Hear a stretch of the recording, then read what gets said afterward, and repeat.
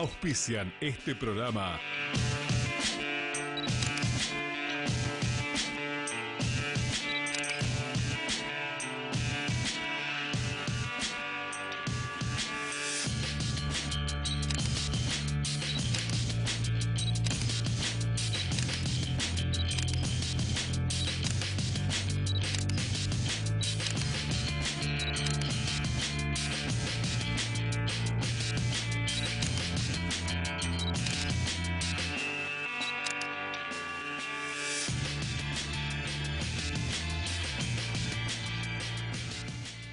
Buenas noches, estamos nuevamente en nuestro programa de educación, de ciencia y de cultura y vamos a tener segmentos importantes, interesantes, amenos, como hacemos todos los sábados en este programa de educación, de cultura, de ciencia, de temas de interés general.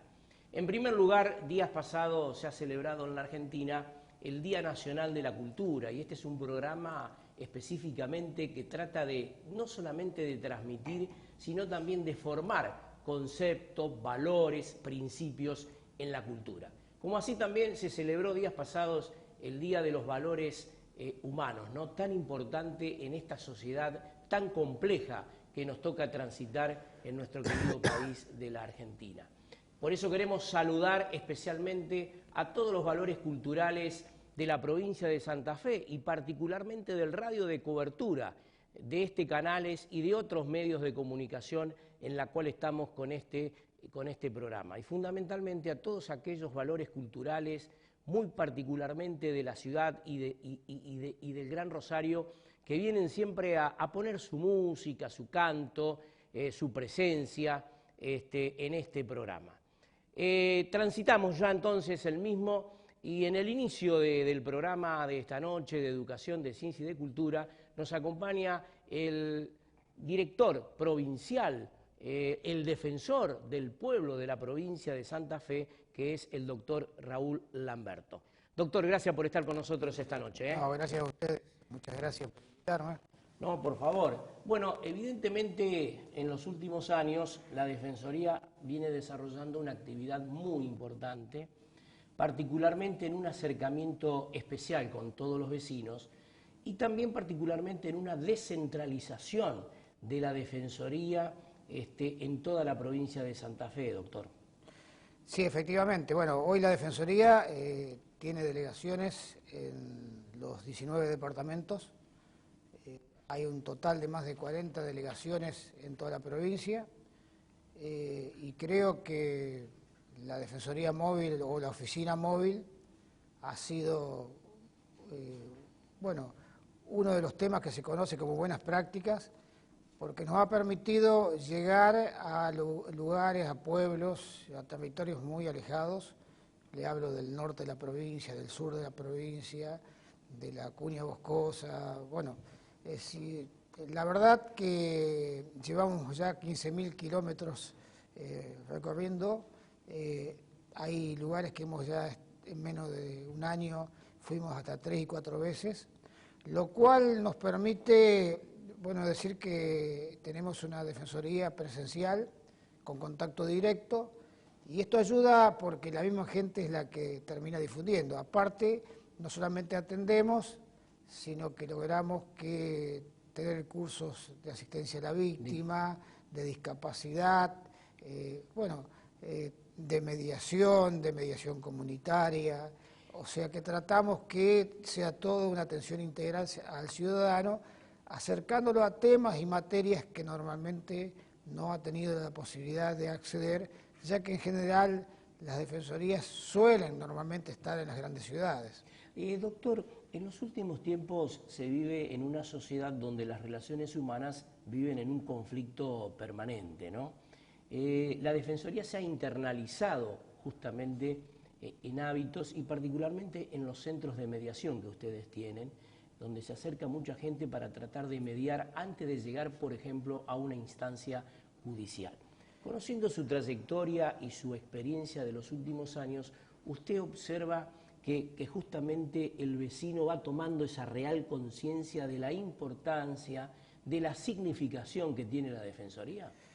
A ver, la Defensoría tuvo el primer centro de mediación hace más de 20 años. cuando era una materia muy poco frecuentada. Luego aparecieron instituciones que también tomaron el tema, las universidades, los gobiernos locales, la provincia, las instituciones intermedias, el municipio. Nosotros, a partir de ese cambio de paradigma, fuimos primero hacia la mediación comunitaria.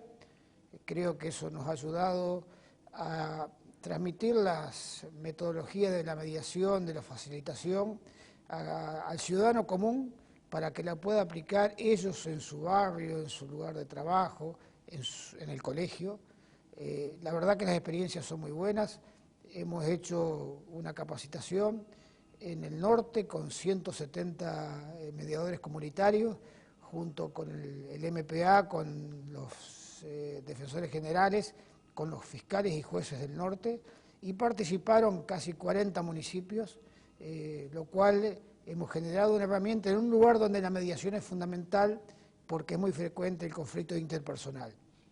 Y ahora estamos ya en otro paso importante, que es el trabajar sobre la justicia restaurativa, en la idea de, venimos de una formación penal, le diría inclusive judicial, donde la justicia era estrictamente reparadora, o sea, frente a un delito se reparaba con la cárcel, etcétera, etcétera. Claro.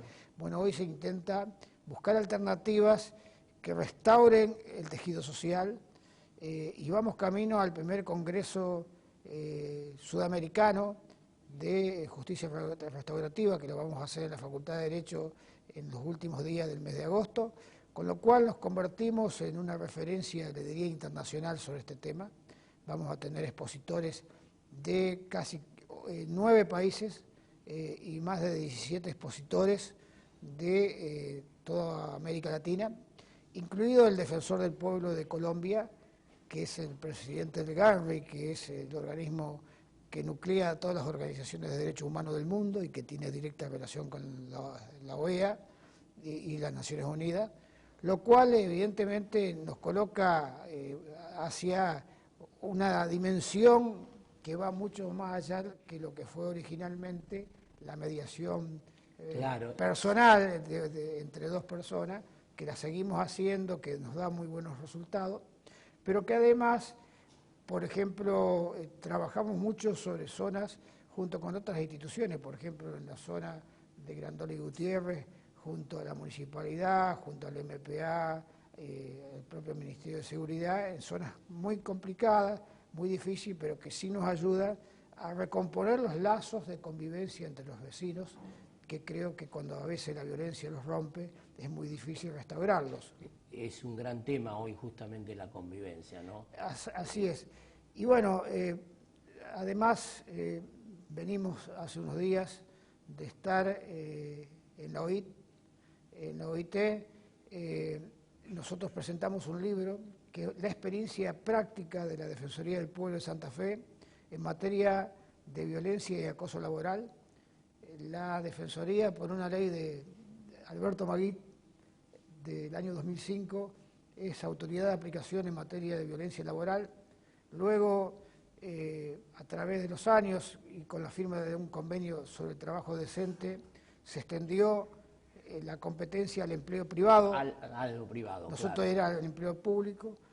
Luego, a través de la formación de la red sindical en la provincia, se generó un protocolo que se firmó un convenio con el delegado de la OIT en el sur de América Latina, Celso Furtado. Y bueno, todas esas experiencias administrativas, pero a su vez judiciales, más creaciones y elaboraciones doctrinarias, se la plasmó en un libro que se lo llevó a los 100 años de la OIT, donde nada menos se trataba el convenio de violencia y acoso laboral, lo cual nos permitió, bueno, sin ser una de las 3 partes que trabajan en la OIT, que son los empleadores, los trabajadores y los gobiernos, ser defensoría, bueno, ser parte y haber participado de esta jornada histórica, para algo inédito, que es tener un convenio hoy que va a tener que ser ratificado por Argentina, pero tener un convenio plasmado, luego de casi 10 años, en la OIT sobre violencia y acoso en el mundo del trabajo. Si me permite, vamos a una pequeña pausa Sí, y luego no. seguimos desarrollando estos temas tan importantes. Ya volvemos con el doctor Raúl Lamberto. AMEN, Asociación Mutual de la Educación Nacional, siempre ofreciendo los mejores servicios a sus asociados. Corrientes 370-448-0240, Rosario.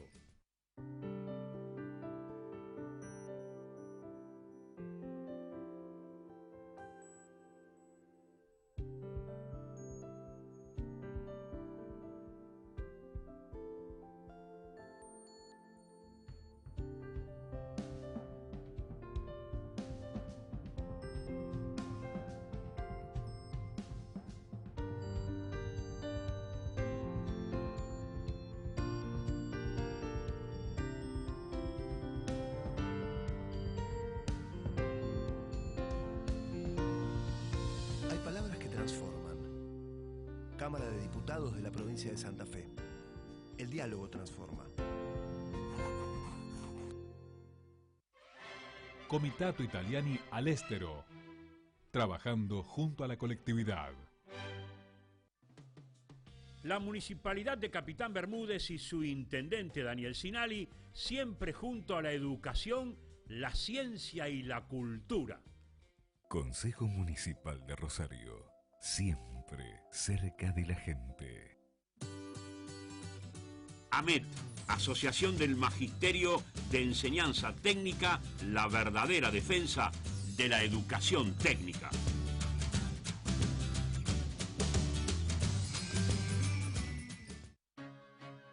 Adrián Villovich, presidente comunal de Luis Palacios, siempre acompañando la educación y la cultura de su pueblo. Mi corazón con el Kini late más. Dale, prendete. Vos también hacete fanático al ritmo del Kini 6 y vení a festejar todas las semanas.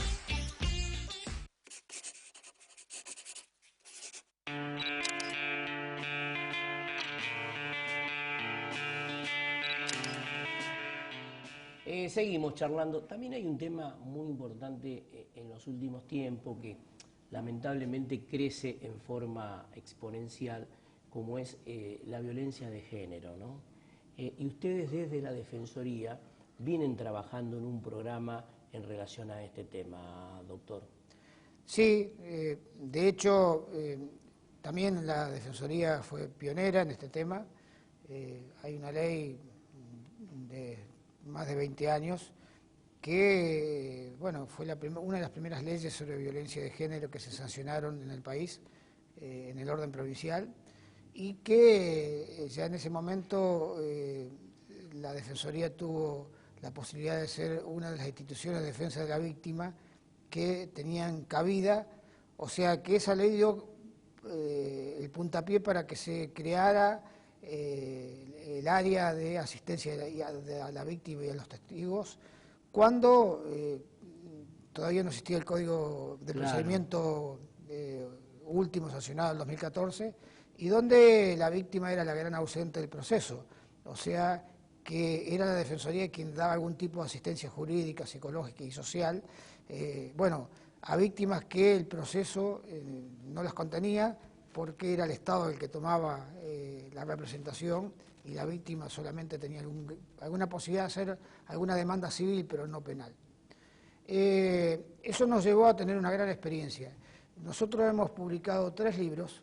El primero se llama La Ruta Crítica, o sea, todo lo que las víctimas de violencia padecen para llegar a ser atendidas, en particular para llegar a ser atendidas por la Defensoría del Pueblo.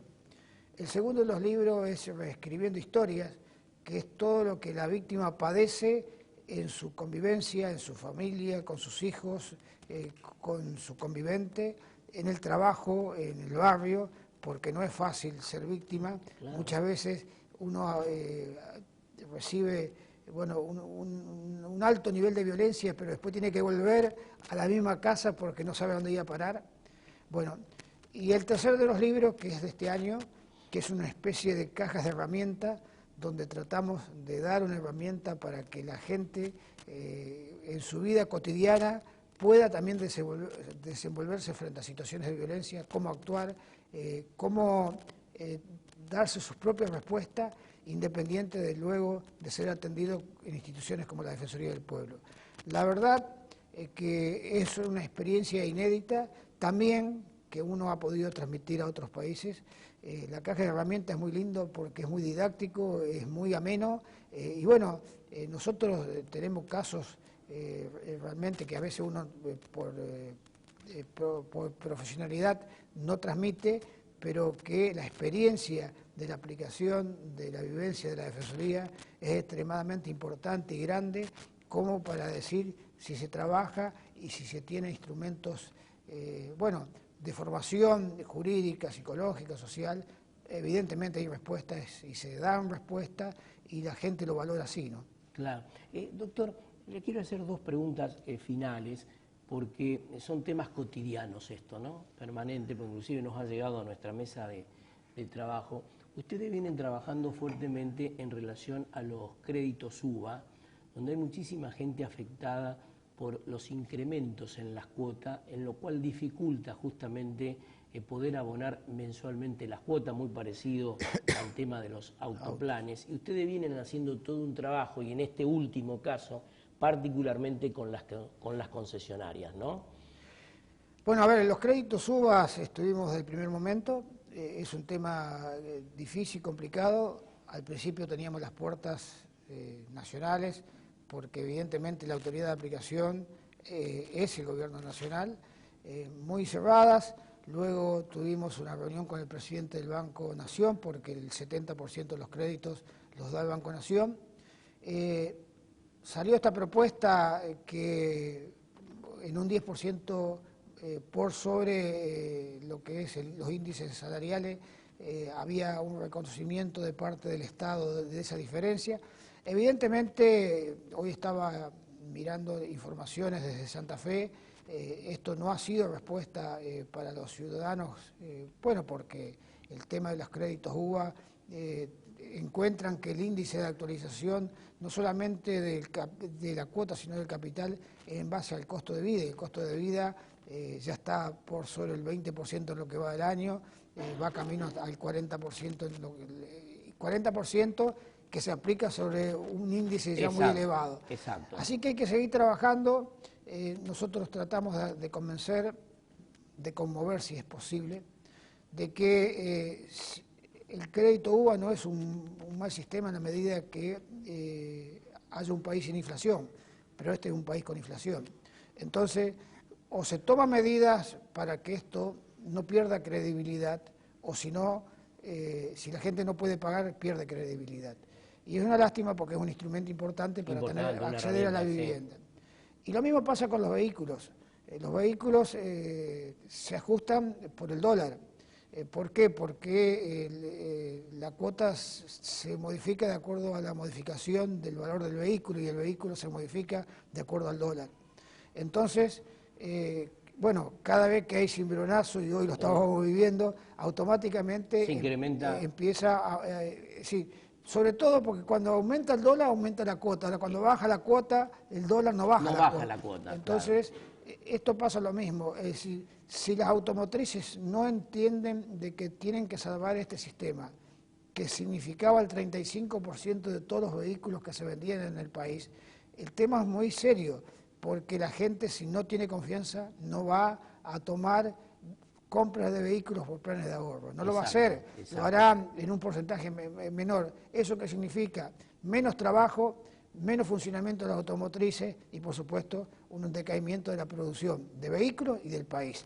Entonces, hay que entender que la gente no ha sido la responsable de la inflación y del precio del dólar. La gente confió, compró un auto pensando en 7 años. Bueno, esta modificación sustancial de los valores del dólar en particular y de la inflación hizo de una teoría de la imprevisión muy manifiesta. Además la gente quiere pagar y no puede. Exactamente. Entonces creo que hoy las automotrices, y eso uno trata de transmitirlo, deben entender que no pueden seguir esperando de que todo pase por una relación personal.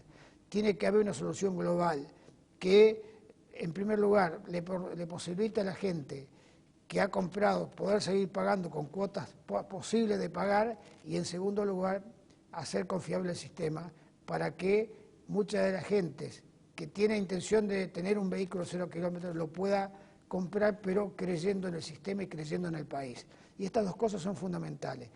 Estamos continuamente sobre los temas, a veces como Defensoría nos excede la posibilidad de imponer una decisión, pero estamos convencidos de que si queremos o estamos en la idea de que estos sistemas funcionen, lo primero que tienen para ser funcional es que deben ser creíbles, y para ser creíble la cuota debe ser pagable. Exacto. La gente no cree en algo que no puede pagar. Exacto. Y eso es así. Así es. Doctor, muy, muy amable por haber estado con nosotros. Gracias a ustedes. Vamos a seguir charlando sobre estos temas que van a exponer muy prontamente con el libro, con la justicia restauradora, porque son temas muy, muy importantes para poder difundir a toda la comunidad. Bueno, muy amable. Muchas gracias. Por favor. Vamos a una pausa y seguimos en Educación, Ciencia y Cultura.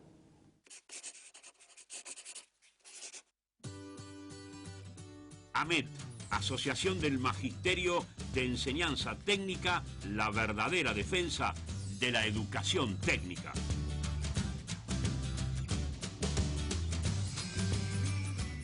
Consejo Municipal de Rosario, siempre cerca de la gente.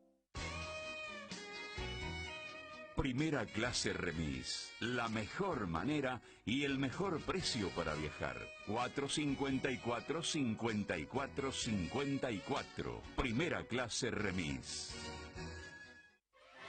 Comitato Italiani all'estero, trabajando junto a la colectividad. La Municipalidad de Capitán Bermúdez y su intendente Daniel Sinali, siempre junto a la educación, la ciencia y la cultura.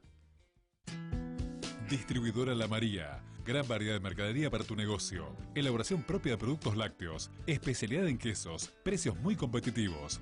Distribuidora La María, Eva Perón 151, Capitán Bermúdez. Teléfono 341-491-3305. Los esperamos.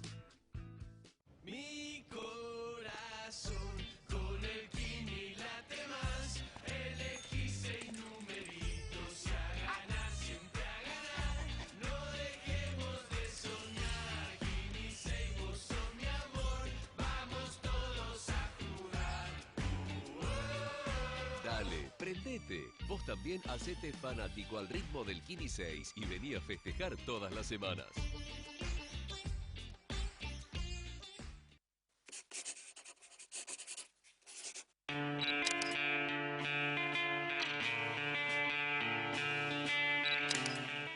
Seguimos entonces en este sábado emitiendo nuestro programa de educación, de ciencia y de cultura, y nos acompaña en este segmento del mismo la doctora María Cristina Carrillo. Doctora, gracias por estar con nosotros. No, gracias a ustedes. Directora del Instituto de Fisiología Experimental del CONICET, vicedirectora del Centro Científico Tecnológico de Rosario, investigadora superior del CONICET y profesora titular de la Universidad Nacional de Rosario, ¿no? Así es, sí.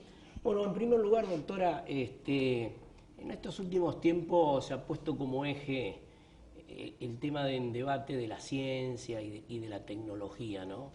Un tema apasionante, lo hablo desde el punto de vista de la docencia, creo que este es un tema central para la educación argentina, que es la ciencia y la tecnología. ¿Cómo estamos hoy justamente en relación a este aspecto tan importante, ¿no? Bueno, particularmente en el sector de ciencia y tecnología estamos viviendo, como en todos los sectores, una enorme crisis, una crisis muy profunda de desfinanciamiento de todo lo que significa la función de ciencia y técnica. Cuando yo hablo de función de ciencia y técnica, tal como se ve en el presupuesto nacional, no solo es la parte de ciencia que uno más conoce, que es CONICET, sino que ahí está incluido el propio ex ministerio, secretaría, el financiamiento de la Secretaría de Ciencia y Técnica. Tenemos también, además de CONICET, tenemos otros institutos como INTI, INTA, el Instituto Nacional del Agua, etcétera. Hay varios otros institutos ahí involucrados. Todo eso corresponde a lo que se denomina función ciencia y técnica. Claro. esa función de ciencia y técnica ha ido disminuyendo el presupuesto de manera alarmantes en los últimos, desde el 2015 a la fecha. Doctora, le quería preguntar, porque hay un aspecto que quiero destacar del CONICET particularmente y de la vida profesional de los científicos, ¿no? Para poder destacar las cosas más positivas que también existen y muchas en este momento. Esta apertura que ustedes han tenido en los últimos tiempos de abrir las puertas de la investigación y particularmente a los temas de la educación, ¿no? Hoy los alumnos de las escuelas participan en muchas actividades en forma conjunta con el CONICET. Ya no se lo ve a esta institución investigadora tan lejos, sino al contrario, cada día que pasa se la incluye más en la vida social de los argentinos. Este es un aspecto que yo quería remarcar y que ustedes vienen desarrollando una gran tarea sobre esto. Sí, por supuesto. En realidad, si nosotros analizamos la historia de CONICET, surge CONICET, hay una refundación de CONICET, porque había sido fundado previamente en el año 51, pero hay una refundación en el año 58, con principios bastante patriarcales y elitistas. La idea era hacer investigación fuera del ámbito de las universidades. Pero eso fue cambiando a lo largo de todos estos años. La mayoría, al menos acá en Rosario, somos 13 institutos de CONICET, todos somos de doble dependencia. ¿Qué significa de doble dependencia? Dependemos de CONICET y dependemos de la Universidad Nacional de Rosario. Claro.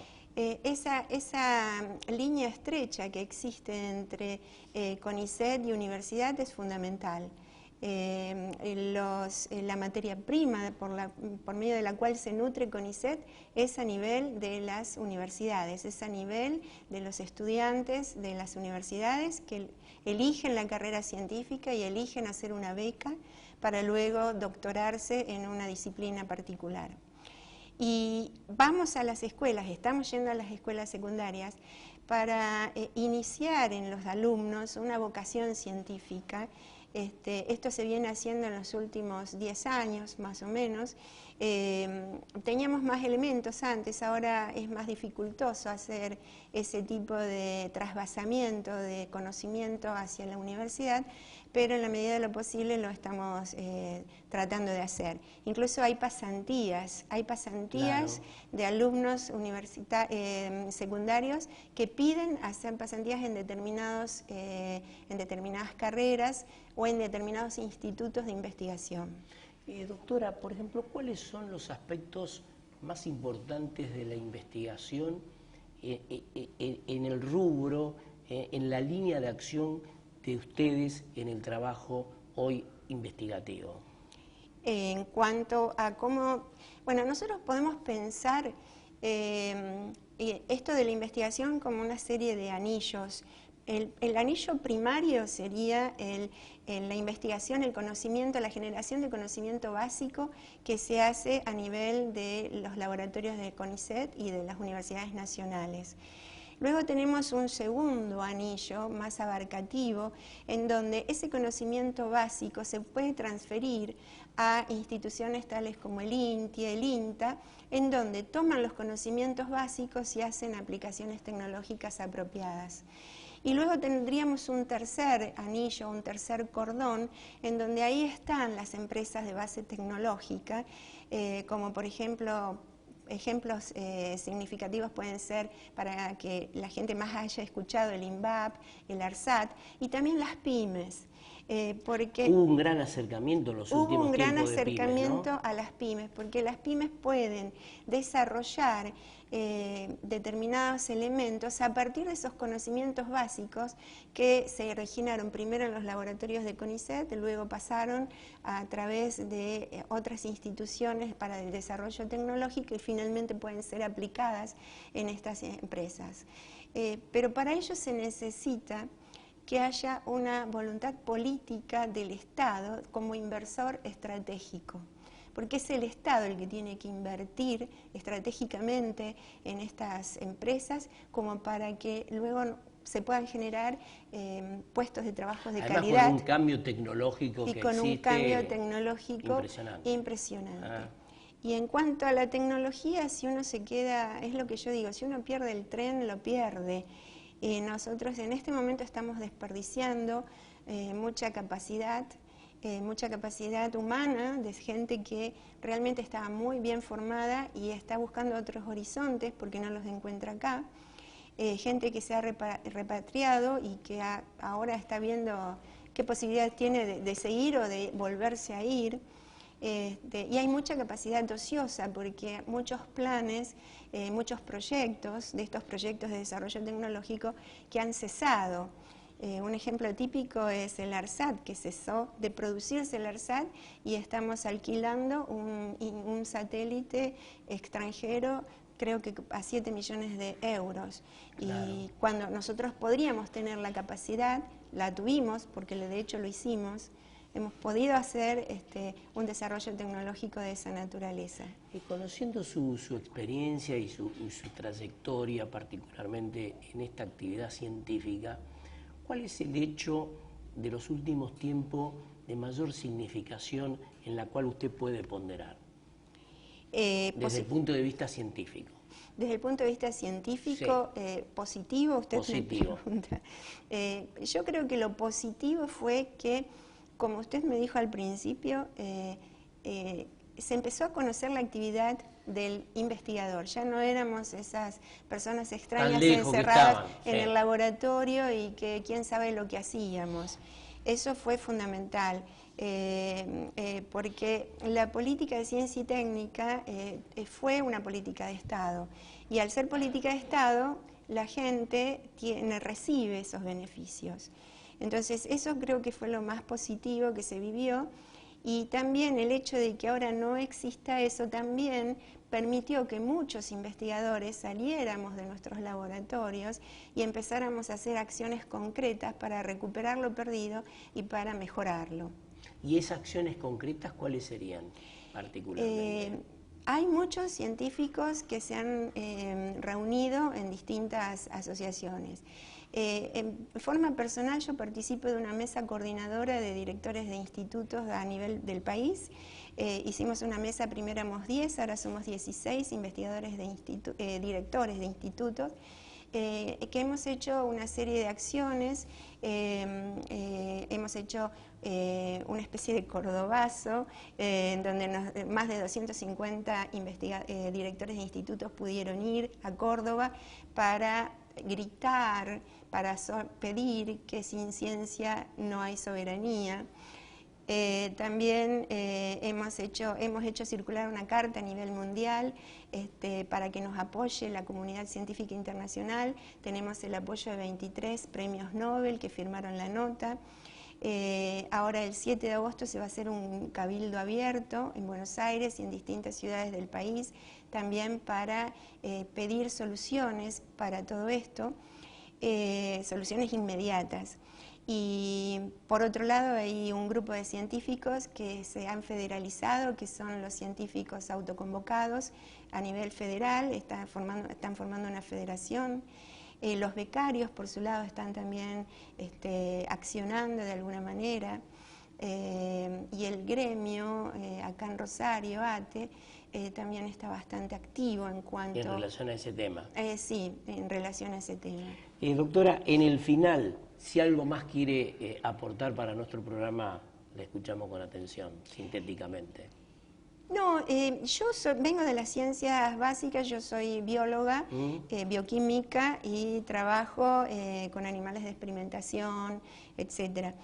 Pero lo que quiero recalcar y poner de manifiesto es que en los últimos tiempos se ha hecho una estigmatización muy grande con respecto a las ciencias sociales, tanto a nivel presidencial como a nivel de las propias autoridades del sistema de ciencia y técnica.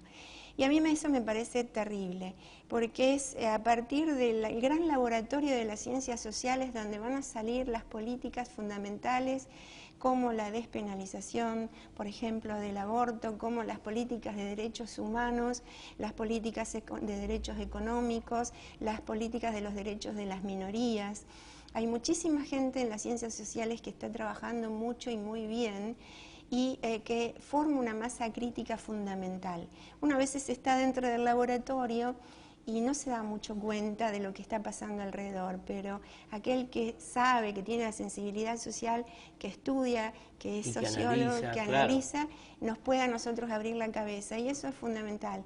Eso es lo que yo quiero decir fundamentalmente para mis colegas de las ciencias sociales. Doctora, ha sido muy amable, ha sido un gusto contar con su presencia en nuestro programa, muy amable. Bueno, muchas gracias por la invitación. Vamos a una pequeña pausa y ya estamos después del corte con la concejal de la ciudad de Rosario, la doctora Germana Casas, y con ella vamos a charlar de tema presupuestario, también tan importante, tan significativo, y también de un hecho que estamos a pocos días de un acto electoral en todo el país.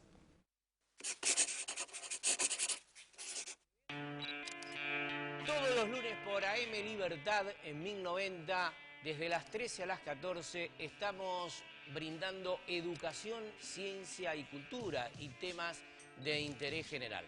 Recordamos, todos los lunes entre las 13 y las 14 nos sintonizan el dial 1090. Estamos con educación, ciencia y cultura, programa premiado por el Colegio de Abogados de la Segunda Circunscripción de Rosario, de su Comisión de Enlace Social. Consejo Municipal de Rosario, siempre cerca de la gente. Restaurant Banco Nación, cumpleaños, casamientos, despedidas, más de 35 años en la gastronomía nos avalan. Show en vivo, Kinder, reservas al 455-2180 o 454-7888. Restaurant Banco Nación, te esperamos. Alberto Fantini, secretario general del Sindicato Industria de la Carne de Rosario y a nivel nacional, defendiendo los derechos e intereses de los trabajadores del gremio. Consejo Municipal de Rosario, siempre cerca de la gente.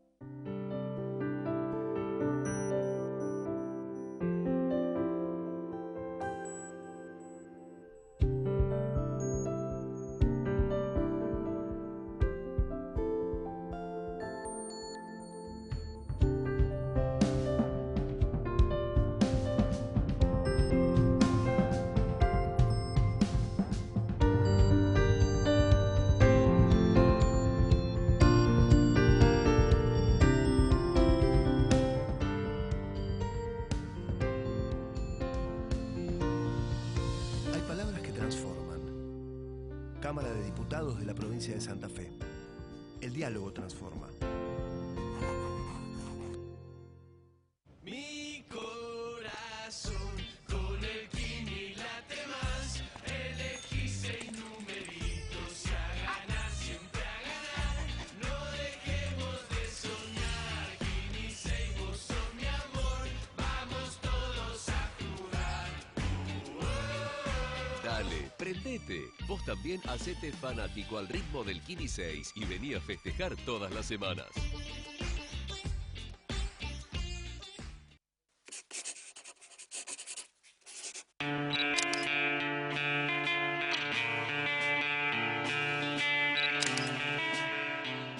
Como decíamos recién, nos acompaña, es un gusto para nosotros compartir este segmento con la concejala de la ciudad, Germana Figueroa Casas. ¿Qué tal, Germana? Gracias por estar con nosotros. ¿Qué tal? Muchas gracias por la invitación. Bueno, vamos a empezar primero por aspectos generales para luego después con algunas cuestiones más particulares. En primer lugar, estamos a pocos días de un acto electoral a nivel nacional. ¿Qué impresión, cómo palpitan ustedes justamente a estos pocos días este acto eleccionario en todo el país, ¿no? Bueno, se ve una polarización importante. Eso hace que también sea muy importante que la gente vaya a votar. Hoy se escucharon algunos comentarios, por ejemplo, de que no se iban a pagar intereses del ELIC y repercute en la economía. O sea que sería muy bueno que la diferencia, bueno, ganar o que según como están diciendo las encuestas, que la diferencia fuera chica, porque hay otros partidos, digamos, que aparecen como para que no repercutiera tanto en la economía, porque la reacción de los mercados generalmente es negativa cuando se habla de que quizás puedan ganar el otro, digamos, los Fernández, sobre todo por estos comentarios, como por ejemplo que no se va a honrar una deuda. Claro. Germana, cuando ustedes caminan la calle permanentemente, debe haber seguramente inquietudes, zozobras muchas veces por los temas laborales de la gente. ¿Cómo ven esta descripción de la Argentina de hoy? Se sabe que, digamos, uno cuando analiza lo que ha pasado en estos tres años, uno sabe que hay algo que no estuvo bien, que en la economía no se lograron los objetivos buscados, porque si no, se hubiera disminuido la pobreza en vez de mantenerse en los niveles que estaba en su origen. También es cierto que hay muchas medidas que se tomaron que van a llevar mucho tiempo. Y es muy difícil pedirle a la gente que espere. Yo lo entiendo cuando uno habla con el que no le está yendo bien. La inflación es uno de los flagelos más terribles que hay. Sí. Pero la única manera de luchar contra la inflación es bajar el gasto público y dejar de emitir moneda. Claro. Y eso es básico, es algo que hay que hacer, pero claro, es duro tomar esas decisiones, porque lo mejor es poder repartir, ayudar. Sin embargo, bueno, se trataron de mantener, digamos, a los más vulnerables contenidos de alguna manera. Se están haciendo obras, se están tomando medidas para insertarnos en el mundo, exportaciones, todo eso lleva tiempo. Vaca muerta, son todas... a veces es difícil para un gobierno tomar decisiones que van a repercutir a largo plazo. Eso es algo que nos ha pasado siempre en el país. Uno siempre va a lo corto, a lo que se ve. Por ejemplo, no, ¿cómo voy a hacer cloacas si las cloacas no se ven? Es una sociedad exitista esta. Queremos magia, y es lógico porque hemos sufrido mucho. O sea que yo entiendo a la gente que está triste, que está desilusionada, que está preocupada. Pero bueno, hay una metáfora que la dijo el presidente y la verdad que a mí me parece que es importante pensarlo. Cuando uno está cruzando el río y está en la mitad, tiene dos caminos. Por más que sea difícil, duro, es retroceder o seguir para adelante. Nosotros planteamos que nos den una oportunidad de seguir para adelante, de que se puedan ver estas medidas que se están tomando, los efectos. Claro. Pero entiendo claro, perfectamente que pueda ser duro. Germana, desde el Consejo Deliberante de la Ciudad, bueno, a partir de diciembre va a haber una nueva composición del Consejo Deliberante, más allá de que ustedes van a seguir manteniendo la mayoría. ¿Cómo se está trabajando hoy justamente en el Consejo de la Ciudad para ir acercando distintas y diversas soluciones a los vecinos de la ciudad? En realidad vamos a ser la primera minoría. Sería primera minoría. Porque somos el bloque más numeroso, pero no... Así es correcto, primera sí, minoría. Así porque, bueno, con mayoría uno puede tomar decisiones. Exacto, va a primera ser, minoría. Sí. Tiene que ser como viene siendo, tiene que ser un consejo de consenso. Como ninguna fuerza mayoritaria puede tomar las decisiones, hay que hablar, hay que consensuar, hay que ponerse de acuerdo. Y quizás eso sea bueno para Rosario, ¿no? Que podamos hablar y entre todos lograr, digamos, con distintas visiones, normativa mejor. Germana, como contadora, ¿cuál es la situación económica, financiera de la Municipalidad de Rosario? Bueno, es una situación muy complicada. Yo lo planteé, mira, cuando aprobamos el presupuesto 2019, en diciembre, fue una jornada muy larga, no sé si te acordás. Sí, yo noche, recuerdo. Pero cuando me tocó hablar, porque bueno, yo estoy en la Comisión de Presupuesto, realmente yo lo que quería marcar era que la ciudad de Rosario depende mucho de la provincia y de Nación. El presupuesto de la ciudad de Rosario va en un 80 y pico % a gasto corriente y pago de deuda. Queda y generalmente incluso en los ejecutados después termina siendo menos, se anda alrededor de un 10, un 11, un 12% de obra pública. Eso hace, y endeudándonos, ha generado una dependencia de la provincia muy importante que hay que tener en cuenta que ahora van a ser de signos políticos diferentes, que no es tan simple como se venía, que se pedían anticipo de coparticipación, que se acomodaba, que entonces va a ser un gran desafío el tema presupuestario. También con el tema de los empleados públicos, yo he presentado pedido de informe que no me han respondido. Sobre los ingresos a planta permanente. Exacto, sobre los ingresos a planta permanente que inciden en el presupuesto y lo hacen muy difícil de bajar, ¿no es cierto? Entonces, yo no digo que no haya que respetar al empleado municipal, pero hay que tratar de hacer lo más eficiente, hay que utilizar concursos, no que la gente pueda entrar por la ventana. O sea, creo que viene una etapa que uno tiene que cumplir con las normas de una vez. Y creo que eso es algo que a nivel nacional se está haciendo y por eso lo remarco, porque la transparencia, rendir cuentas, eso es algo fundamental. Sí. Tenemos que cuidar la plata de los rosarinos. Exacto, estamos totalmente de acuerdo. Vamos a una pequeña pausa y luego seguimos charlando con la concejala de la ciudad. Amén, Asociación Mutual de la Educación Nacional, siempre ofreciendo los mejores servicios a sus asociados. Corrientes 370-448-0240, Rosario.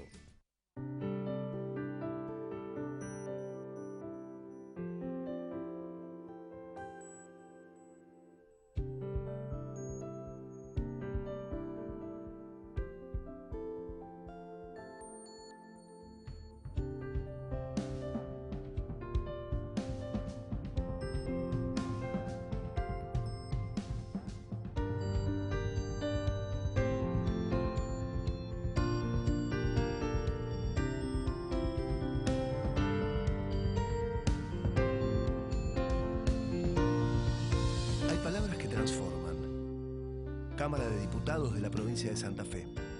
El diálogo transforma. Comitato Italiani all'estero. Trabajando junto a la colectividad. La Municipalidad de Capitán Bermúdez y su intendente Daniel Sinali, siempre junto a la educación, la ciencia y la cultura. Consejo Municipal de Rosario, siempre cerca de la gente.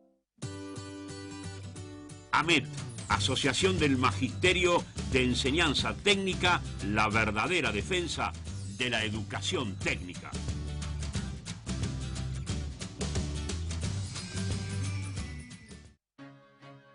Adrián Villovich, presidente comunal de Luis Palacios, siempre acompañando la educación y la cultura de su pueblo. Mi corazón con el Kini late más. Dale, prendete. Vos también hacete fanático al ritmo del Kini 6 y vení a festejar todas las semanas.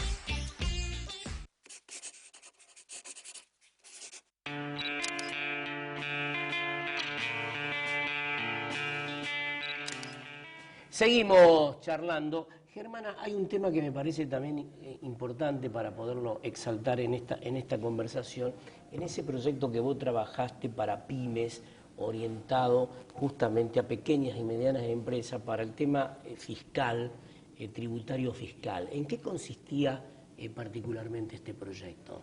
Bueno, ese fue hace bastante, que era, bueno, tenía Sí. que ver con la adhesión a la ley de pymes. La Bueno. ley de pymes es una ley que la verdad que ha dado muchas ventajas y queríamos que Santa Fe, y por ende que había adherido, que el municipio adhiera, por ejemplo, para que no le pudieran aumentar los impuestos. Hay algo que es como una estabilidad fiscal que lo que hace es que a esa pyme no le puedan aumentar los impuestos que tiene que pagar. Yo te quería preguntar justamente esto Sí. porque te quería llevar a este tema de la presión tributaria que hoy tienen las pymes, porque uno de los temas de debate permanentemente es la generación del empleo, ¿no? Los aspectos laborales de la Argentina. Ahora, ¿cómo subsisten pequeñas y medianas empresas con esta presión tributaria que tienen? ¿Cómo generan trabajo justamente? Mira, es muy complicado realmente, pero las pymes han sido, lo que pasa es que no alcanza, yo entiendo, la presión tributaria era enorme, sigue siendo alta, ha bajado muy poquito, o sea, no se siente a lo mejor, pero se vienen tomando ese camino. Por ejemplo, las pymes pueden utilizar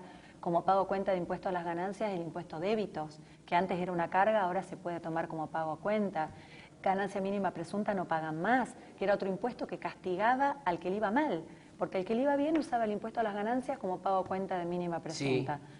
El que le va mal tenía que pagar encima mínima presunta aparte, era como una presunción sobre su patrimonio. Muchas de estas medidas, y aparte tratar de bajar el acceso al crédito, pero realmente tenemos que cambiar estructuralmente la Argentina. O sea, el gasto público es el enemigo en este momento, pero es cierto también que es muy difícil de bajar. Entonces, por eso se tomó la idea de primero tratar de beneficiar a las pymes. Las pymes dan el 80% del empleo, pero obviamente la inflación no las beneficia. Claro. Eso es algo que tenemos que reconocer como algo malo, que es un efecto que no ha podido solucionar el gobierno, pero que ahora ha tomado medidas para hacerlo. Por primera vez se va a hacer tener déficit primario cero. Eso no pasaba en muchísimo tiempo. Falta. Se trató de tomar un camino para que esto fuera más gradual y no se logró por los cambios de condiciones, por la sequía enorme que tuvimos. O sea, ha sido realmente... Todo se ha vuelto en contra. ¿Viste? Cuando habla del viento de cola, el viento está de frente. Pero claro, para el que tiene la pyme y tiene que pagar los impuestos y la luz, etcétera, y no le alcanza, la verdad que es un consuelo menor. Por eso nosotros lo que planteamos es verdad, sabemos lo que está pasando, hemos tratado de tomar las medidas posibles, pero en realidad al que trabaja, al que verdaderamente pone el cuerpo, es al más difícil de ayudar. Claro. Porque a una persona que no trabaja se le puede dar un plan. Claro. A una persona que trabaja, que sale todos los días, lo único que se puede hacer es tratar de mejorar la infraestructura, la economía que tenemos. Y eso se logra ¿cómo? Con lo que se está haciendo con los trenes, con lo que se está haciendo con las rutas, insertándonos en el mundo, ayudándonos a exportar. Es la única receta, no hay magia. La única manera es tratar de sincerar, transparentar y lograr, como lo ha hecho Chile, como lo ha hecho Uruguay, como lo ha hecho un montón de países. No estamos hablando de Unión Europea, estamos hablando de países cercanos a nosotros que han podido revertir esta situación. Y nosotros lo que estamos planteando es que queremos lograr eso, a través de un país al que se le crea, que cumpla la palabra, que los números sean verdad. Pero claro, el camino es duro y es difícil. Es un cambio cultural muy profundo que la Totalmente. Argentina necesita. Totalmente. Cuando hablamos de cambios de estructura, estamos hablando de que hay que hacer un cambio cultural en todos los sectores de la sociedad argentina, ¿no? Totalmente. Concejala, gracias por haber estado con nosotros, ha sido muy amable. Muchas gracias por invitarme. Vamos a la pausa y entramos luego en el segmento final de nuestro programa con buena voz y música, por supuesto, como hace Educación, Ciencia y Cultura todos los sábados.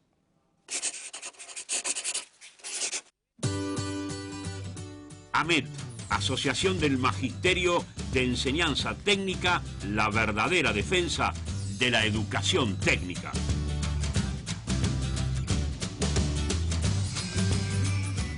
Consejo Municipal de Rosario, siempre cerca de la gente. Primera clase remis, la mejor manera y el mejor precio para viajar. 454-54-54. Primera clase remis. Comitato Italiani all'estero, trabajando junto a la colectividad. La Municipalidad de Capitán Bermúdez y su intendente Daniel Sinali, siempre junto a la educación, la ciencia y la cultura. Distribuidora La María. Gran variedad de mercadería para tu negocio. Elaboración propia de productos lácteos. Especialidad en quesos. Precios muy competitivos. Distribuidora La María. Eva Perón 151, Capitán Bermúdez. Teléfono 341-491-3305. Los esperamos. Mi corazón con el Kini late más. Elegí 6 numeritos y a ganar, siempre a ganar. No dejemos de soñar. Kini 6, vos sos mi amor. Vamos todos a jugar. Dale, prendete. Vos también hacete fanático al ritmo del Kini 6 y vení a festejar todas las semanas.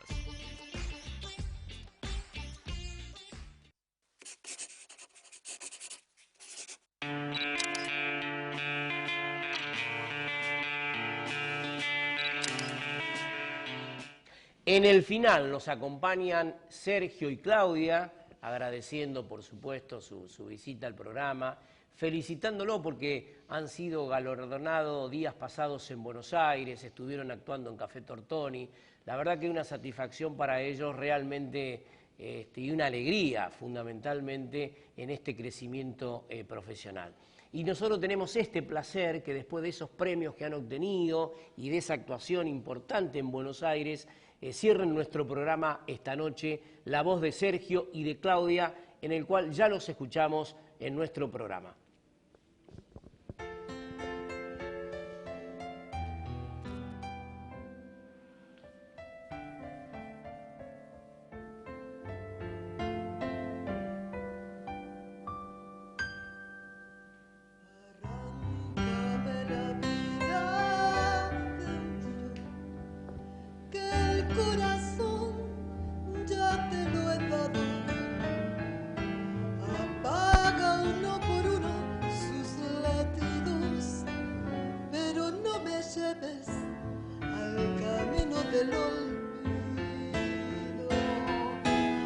Arráncame la vida de un tirón, que mi razón se fue contigo. Oblígame a vivir para tu amor, pero no me obligues a decirte adiós. Arráncame la vida de un tiro, que el corazón ya te lo he dado. Exhibe mi cariño ante la gente, pero no me quites la alegría de tenerte. Arráncame la vida de un tiro, que mi razón se fue contigo. Oblígame a vivir para tu amor, pero no me obligues a decirte adiós. Arráncame la vida de un tiro, que el corazón ya te lo he dado. Apaga uno por uno sus latidos, pero no me lleves al camino del olvido. Arráncame la vida de un tiro, que mi razón